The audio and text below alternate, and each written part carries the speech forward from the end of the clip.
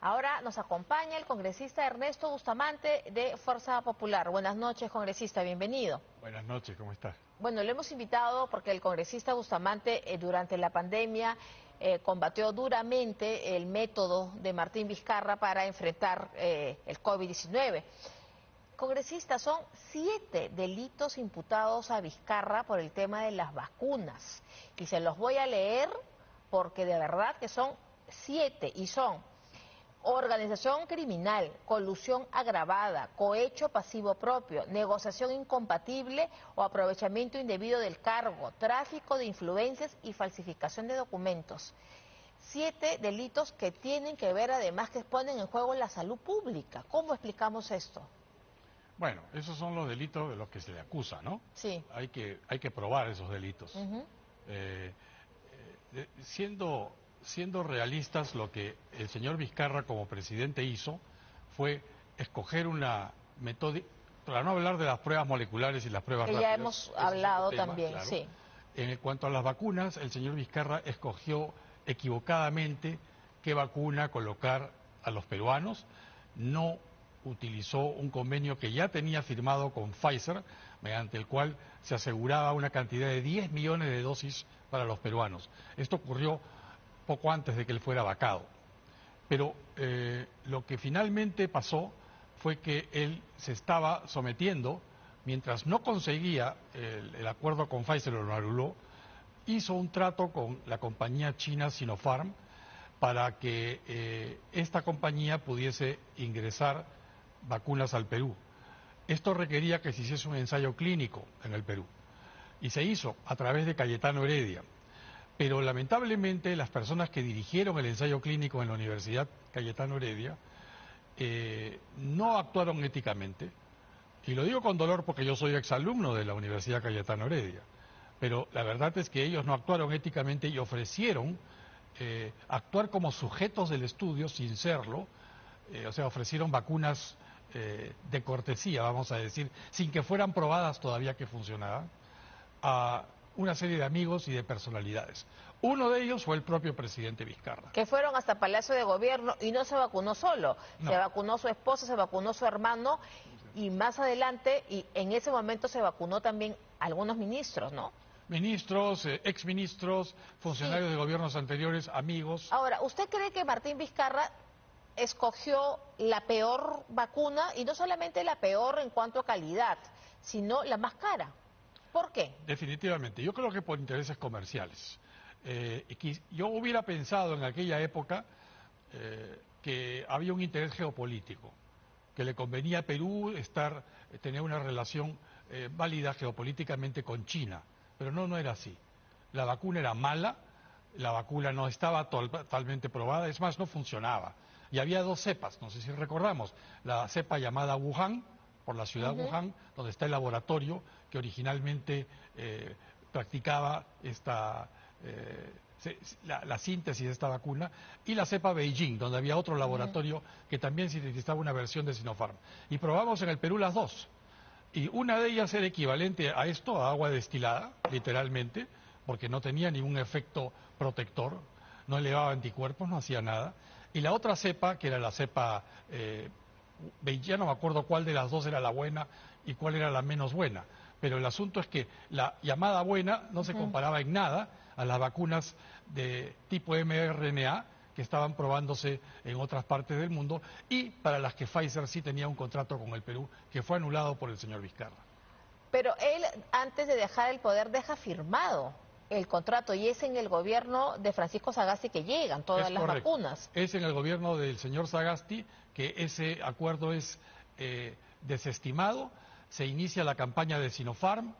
Como hubo una fuerte oposición que muchos hicimos contra las vacunas Sinopharm por razones técnicas y por el hecho de que el ensayo clínico realmente no funcionaba, hubo un primer informe, un informe preliminar que demostraba que no servía. Eso nomás debió ser suficiente razón para parar el estudio y cambiar de tipo de vacuna. Pero deben haber habido otros intereses, ¿no? Por eso es que hay colusión y hay quizás hasta podría haber habido corrupción, porque ¿cómo se explica que la vacuna china Sinopharm cuesta 72 o costó $72 la dosis?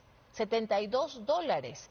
contra la vacuna Pfizer, que era bastante más económica. Estaba como en $10, creo. $10. Entonces, creo recordar que era $10. No recuerdo sí, cuánto costaba la Sinopharm. Pero 72.5. Bueno, esa empresa, esa vacuna fue comprada a través de intermediarios en Hong Kong, con la complicidad de algunos funcionarios entonces diplomáticos del Ministerio de Relaciones Exteriores, que actuaron como intermediarios científicos, entre comillas, gente de la Embajada Peruana en China. Ellos fueron los que realmente tramaron el que se utilizara estas vacunas, no solamente, o estos proyectos de vacuna, por así decir, no solamente para hacer un ensayo clínico, sino para ser administrados a personalidades. Uno de ellos el presidente de la República. Ahora, también hubo una ministra, La ministra Pilar Macetti.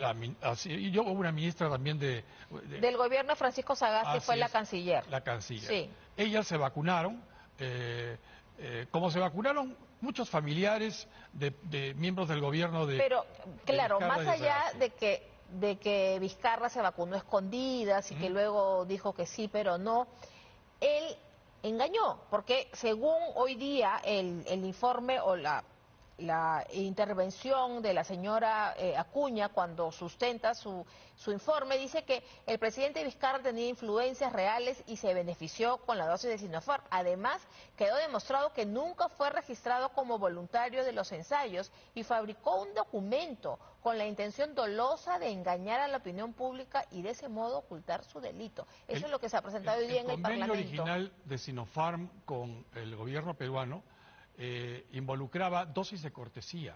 O sea, no solamente eran las vacunas Wuhan, la cepa Wuhan y su placebo, la cepa Beijing y su placebo, sino además había cepas, ya no recuerdo si eran Beijing o Wuhan, que se daban dentro del supuesto de que funcionaban. Y esas son las que administraron, por ejemplo, al señor Vizcarra. Si él declaró públicamente que él era un sujeto del estudio, el señor Vizcarra es un conocido mitómano. Entonces, evidentemente esa fue una mentira más que él usó equivocadamente para tratar de justificar. Mire, ahí está la cartilla de vacunación cuando ya se estaba vacunando creo que ahí ya se estaba vacunando con otras, pero tuvo que admitir que efectivamente se había vacunado con los chinos. Entonces aquí hay que recordar, porque los peruanos a veces tenemos memoria frágil, ¿no? Cuando estábamos en la peor época, el señor Vizcarra optó por la vacuna que solo estaba probada o comprada con 5 países asiáticos y africanos y el Perú. Es decir, nadie de la región compró o se interesó por esta vacuna. Eran 5 países asiáticos y un africano. Es que no tenía estudio de fase 3 aprobado en ninguna parte del mundo. Y las vacunas requieren tener fase 3 aprobada. Si uno quiere administrársela a sus ciudadanos por razones de salud pública. Yo no sé cómo es que el señor Vizcarra se atrevió a ponerse esa vacuna. Porque realmente él, en la acusación que leyó la congresista María Acuña, dice, claro, él se benefició. Yo no creo que se benefició, se puso o agua destilada o se puso... Claro, ahora cuando uno ve...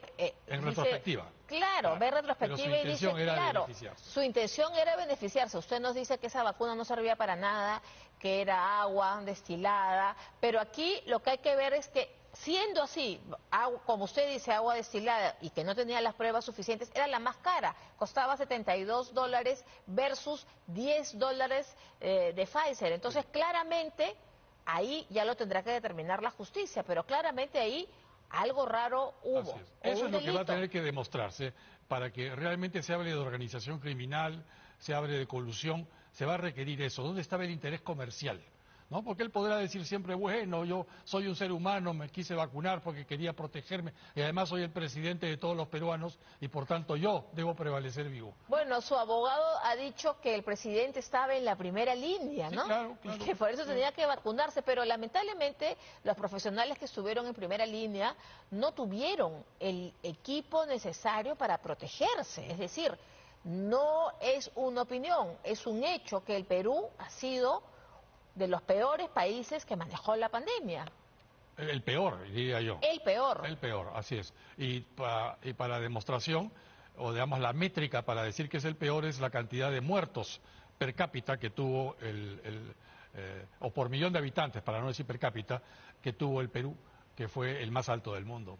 El manejo ha sido no solamente a nivel del uso de la vacuna incorrecta, del uso de la prueba de diagnóstico correcto, el uso del el mal encajonamiento del virus, el arrinconamiento del virus que no se hizo, sino además la falta de infraestructura hospitalaria, la falta de provisión de oxígeno, la organización general del sistema, todo funcionó mal. Entonces, la consecuencia fue que murieron más de 200.000 peruanos que no debieron morir. Quizá hubo un porcentaje que lamentablemente iba a inevitablemente morir, pero si nos comparamos con Uruguay, por ejemplo, que es un país tan latinoamericano Pero que como es mucho nosotros, más pequeño, ¿no? no, pero en cantidad proporcional al millón de Bueno. habitantes, es como que en el Perú hubiesen muerto 2.000 personas y no 200.000. Así, o sea, realmente el manejo uruguayo fue el mejor de Latinoamérica. Y lo hicieron con pruebas de detección molecular, con un manejo hospitalario y cerrando fronteras, ¿no? Bueno, el Perú cerró fronteras rápidamente, un Sí, 16 de marzo, sí, ¿no? claro. Pero, Pero no se implementó, no se hizo el enforcement de ese cierre de fronteras, no funcionó. Al final de cuentas, las fronteras peruanas son muy porosas. Uruguay también tiene fronteras porosas, tiene Argentina, tiene Brasil, pero no es algo que se pudo evitar, ¿no? En el Perú. En el Perú, las fronteras porosas nos hicieron pagar parte de la mortalidad.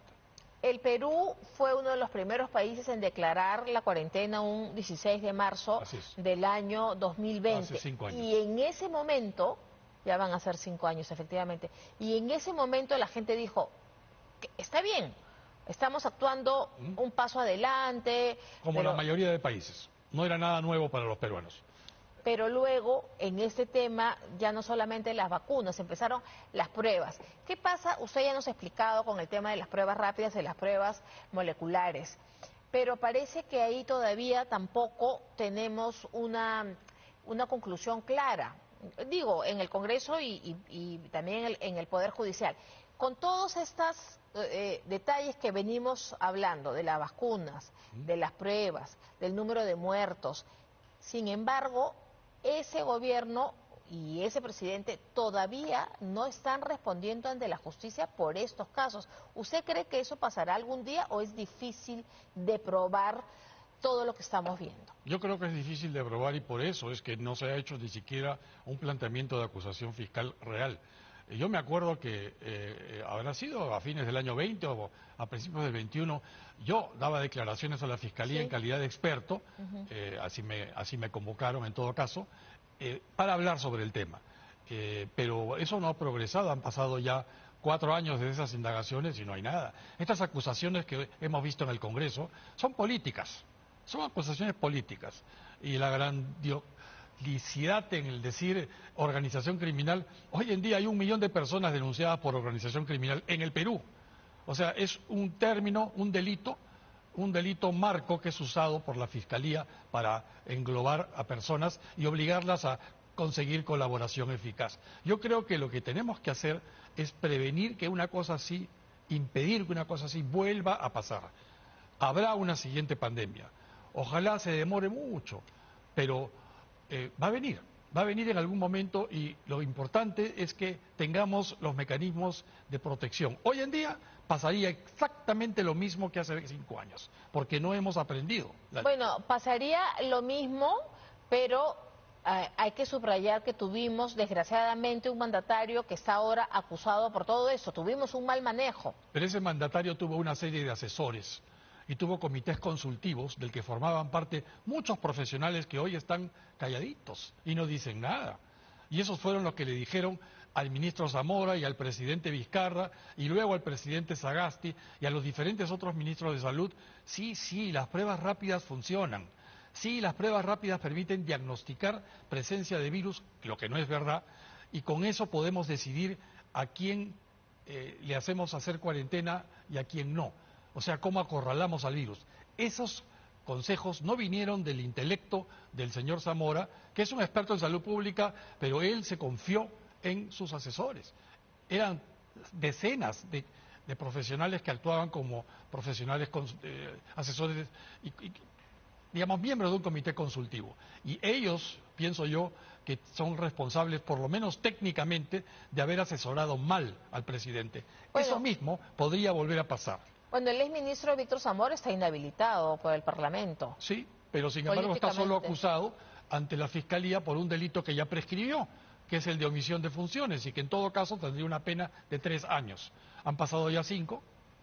O sea, eso no hay castigo. Entonces, Y él no creo que pretenda ser funcionario público otra vez. Eso es lo único que estaría yendo en su contra. Por eso la inhabilitación es política. No hay nada penal allí. Entonces, por el tema de la pandemia, ¿usted es pesimista que no vamos a ver justicia? Usted dice que ha sido una acusación política la de hoy. De hecho, el Congreso es un foro político. No tiene la capacidad de sentenciar a nadie ni de condenar. Pero sí pone a personas aforadas, como son el presidente, los expresidentes y los exministros. Por supuesto, es lo que corresponde. En las manos de la Fiscalía. Eso sí, eso se está haciendo. Pero yo no creo que progrese porque no hay pruebas. Realmente, sinceramente, yo no veo pruebas reales. Lo que hay es una serie de situaciones que se configuran como error técnico, como errores garrafales. Pero que costaron muchas vidas. O sea, un error técnico no pueden costar tantas vidas. Pero no se puede, pues, de ahí hablar de homicidio, ¿no?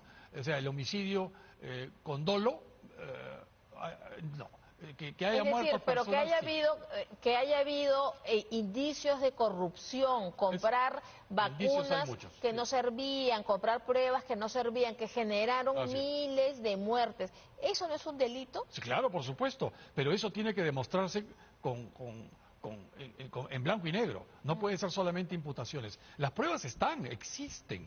Es más, se exhibieron a lo largo de los años, pero no hay todavía una investigación real que permita jalar el hilo de la madeja desde el contrato que se firmó en China para trabajar vía Hong Kong, en el que participó la embajada peruana en China, en el que participó en funcionarios de entonces de la Cancillería. Eso no se ha hecho todavía. Entonces, pero pruebas sí hay. Claro, yo pienso que sí hay. Pero va a ser, en este momento, usted dice, en estos procesos, no se va a poder probar, pero sí hay pruebas. Sí, pero no están exhibidas en estos procesos. Pero pruebas hay. O sea, de repente lo que falta es voluntad. Lo que falta es hacer el proceso correctamente. Se han dedicado a la parte política, a inhabilitarlo, a impedir que postule, en vez de perseguirlo penalmente, que es la labor que yo pienso debe hacerse. 1, para sentar precedente y que esto no vuelva a ocurrir. Y 2, para que los funcionarios públicos, especialmente del sector salud, sepan que así nomás no pueden estar aconsejando equivocadamente a un presidente solo porque les dio trabajo o solo porque les conviene políticamente. Bueno, interesante. Veamos cómo la justicia actúa cuando dice el doctor que hay pruebas, pero no se están, digamos, quizás direccionando. No se han unido, digamos, en ciencias uno utiliza las evidencias para construir tesis, futuras hipótesis y otra vez tesis, pero en la vía penal los indicios, las llamadas pruebas indiciarias, los elementos de convicción, siguen un mecanismo en el que yo no tengo ninguna experticia, yo no soy abogado, pero sin embargo no veo nada en ese sentido que involucre evidencias reales que puedan llegar a demostrar una culpabilidad como la que se le está atribuyendo en este caso al señor Vizcarra. Muchas gracias, doctor Bustamante, por su presencia en Al Final del Día. Gracias. Muchas gracias.